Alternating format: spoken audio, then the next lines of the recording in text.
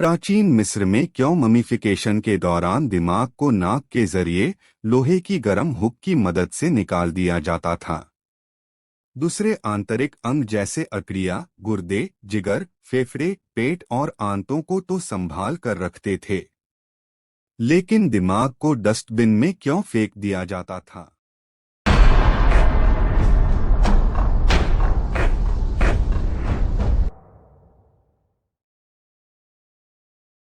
दोस्तों, अगर बात करें ममिफिकेशन की तो ये एक इंटरेस्टिंग और मुश्किल काम था जो सिर्फ पुरुष किया करते थे। मिस्रवासियों ने लगभग 3400 ईसा पूर्व अपनी पहली ममी बनाई और अगले 4000 सालों तक ऐसा करना जारी रखा, जिसके बाद ईसाई धर्म के फैलने से इस प्रथा को बुतपरस्ती माना गया। ममीकरण नील नदी के पास खुली हवा में तंबुओं में किया जाता था ताकि गंध दूर हो जाए और पानी की अच्छी सप्लाई हो सके।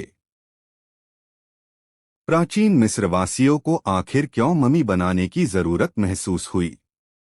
क्यों मृत शरीर को दफनाने से पहले इतनी महंगी, कठिन और समय लेने वाली प्रक्रिया को किया जाता था? असल में इजिप्ट के रहने वाले पुनर्जन्म में विश्वास करते थे। उनका मानना था कि मरने के बाद इंसान का पुनर्जन्म तभी होगा जब सिर्फ आत्मा को ही नहीं बल्कि उसके शरीर को भी संभाल कर रखा जाए। उनका मानना था कि बॉडी को पहचानने लायक बनाकर रखने पर ही उसमें आत्मा वापस लौट सकती है। सड़न से बचने के लिए डेड बॉडी को एक लंबी और भयंकर ममीकरण प्रक्रिया से गुजरना पड़ता था।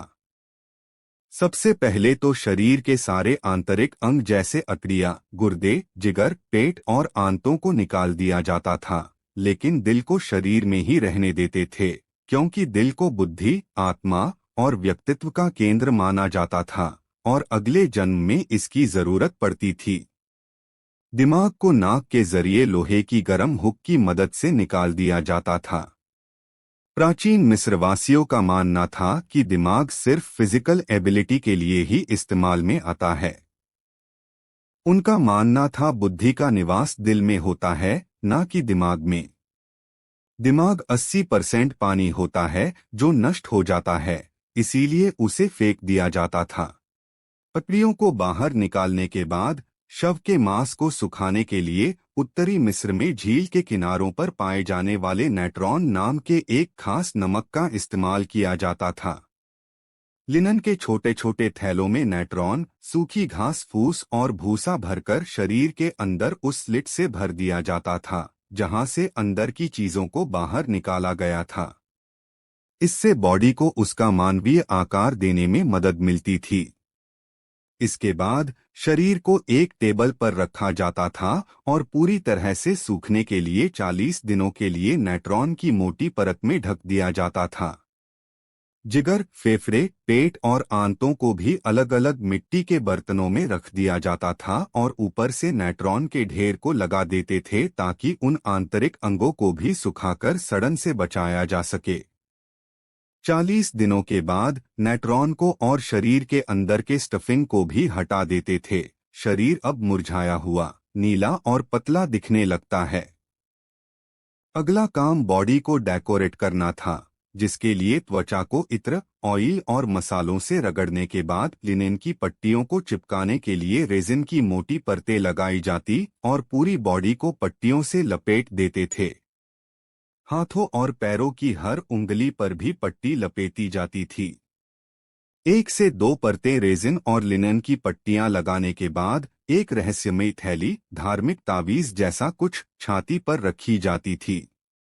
कुछ फरों की मम्मीज में आर्कियोलॉजिस्ट को आइबिस पक्षी की मम्मी पेट पर राखी हुई मिली।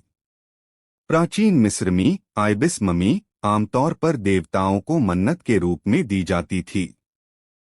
चेहरे को नकली आँखों और मेकअप से रंगने के बाद आखिरी में मोल्ड के विकास को रोकने के लिए पेड़ की रेजिन को ऊपर से डाला जाता था। इसके बाद शव को लिनन चादर में लपेट देते थे और इस कफन पर गोल्ड से या पेंट से सुरक्षा और पुनर्जन्म के सिंबल्स बना दिए जाते थे। जो जितना अमीर होता था उसकी मम्मी उस हिसाब से सजाई जाती थी। सूखे हुए अकड़ियाँ, गुर्दे, जिगर, फेफड़े, पेट और आंतों को लिनियन की पट्टियों में लपेटकर अलग अलग जार में रख देते थे, जिसमें खास देवताओं के आकार के सिर बने होते थे, जिन्हें कैनोपिक जार कहते हैं। आर्कियोलॉजिस्ट्स के हिसाब से कई सालों तक मम्मिफिकेशन के दौरान दूसरे आंतरिक अंगों को मम्मी बनाकर डब्बों में बंद कर अलग रखा जाता था।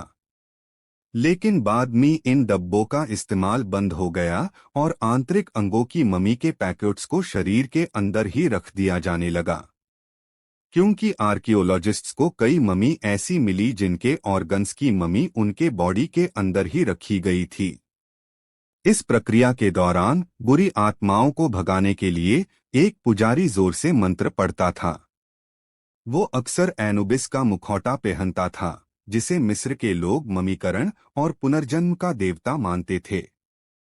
अंत में मम्मी को लकड़ी के ताबूतों में एक के अंदर एक रखकर उसमें दूसरे जीवन के लिए जरूरी सामान कब्र में भर दिया करते थे।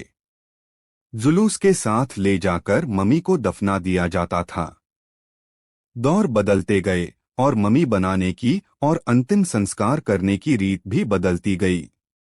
प्राचीन मिस्र अपने आप में एक बहुत बड़ी चीज है, जिसे इस छोटे से वीडियो में बता पाना नामुमकिन है।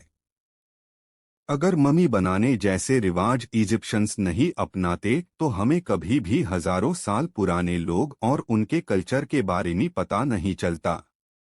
ऐसे और अमेजिंग वीडियोस के लिए चैनल को जरूर सब्सक्राइब करें।